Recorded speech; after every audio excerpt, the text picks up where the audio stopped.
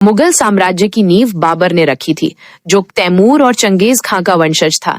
उसने 1526 में पानीपत की पहली लड़ाई में इब्राहिम लोदी को हराकर दिल्ली पर कब्जा किया।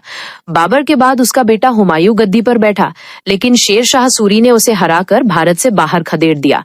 हुमायूं ने कई साल देश परदेश में भटकने के बाद पर्शिया की मदद से फिर कब्जा किया, लेकिन जल्द ही उसकी मृत्यु हो गई।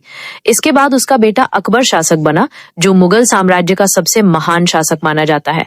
अकबर ने साम्राज्य को बहुत फैलाया और एक कुशल प्रशासनिक व्यवस्था लागू की।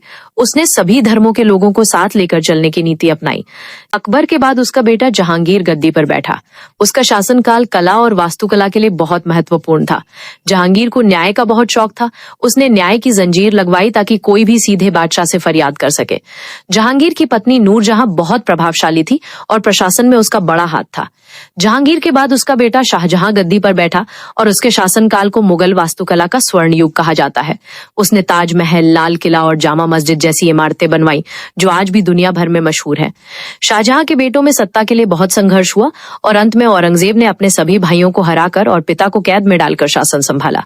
औरंगजेब ने साम्राज्य को सबसे ज्यादा बढ़ाया, लेकिन उसकी बहुत सख्त और अनुदार नीतियों के कारण साम्राज्य कमजोर पड़ने लगा।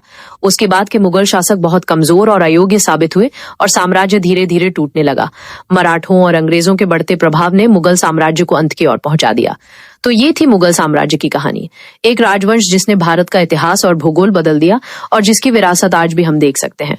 इसमें कई उतार चढ़ाव आए, महान शासकों और बड़े साम्राज्यों की बात हुई, लेकिन पतन भी अनिवार्य था। हर बड़े साम्राज्य की तरह मुगल साम्राज्य का भी अंत हुआ।